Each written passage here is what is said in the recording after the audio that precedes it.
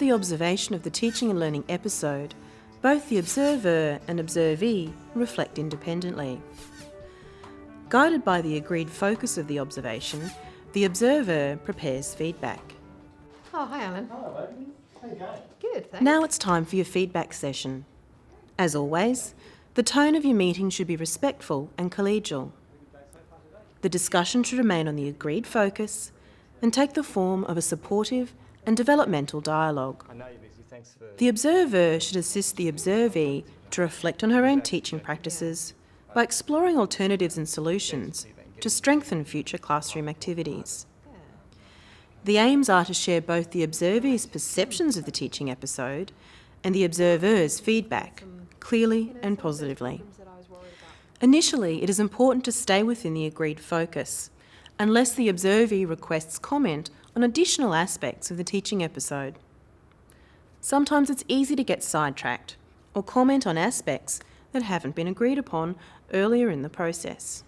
Did you notice there was a number of international students that were putting their hands up to ask questions and you weren't answering them? I don't think I saw them. Yeah, I saw a number of times where that occurred. No, I think I must have probably missed... you're not responding.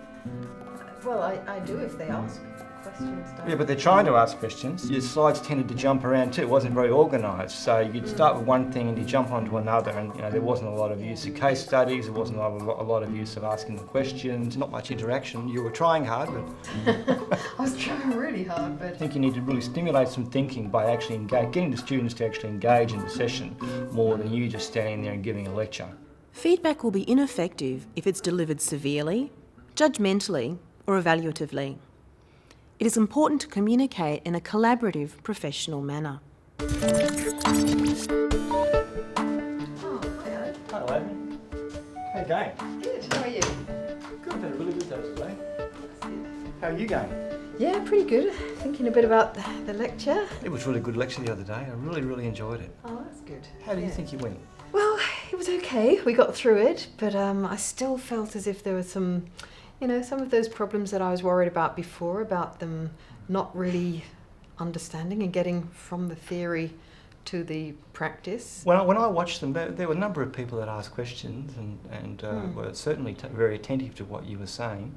Is there something that happened during the lecture that made you feel that way? Well, I think they seemed to be a little bit flat in a way, and that I think they were attending, they're a very attentive group, but they just didn't really, wasn't convinced that they had understood how they were going to put into practice. In my experience, sometimes it's really hard to get such a diverse group engaged. Had you considered sort of variation on how you use your PowerPoint slides at all? I really like the idea. I've thought about it a bit, but I don't really feel that confident in actually, I don't really know very much about getting the visuals into the PowerPoint, so I'm feeling a bit nervous about that. That's okay. I can actually send you an email and a name of a couple of people that you can speak to if you like. That would be fantastic. All right, yeah, I'll that would do be that. really helpful. Okay, that's good. But I'm still worried about getting from this abstract theory stuff, which is, I think that in itself is quite clear, but getting the connection with the practical stuff. Do you think I could bring some activities into it? Well, I was thinking of group work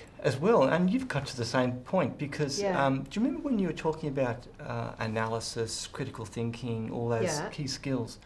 I just wondered whether it would be useful to have them break up into little groups.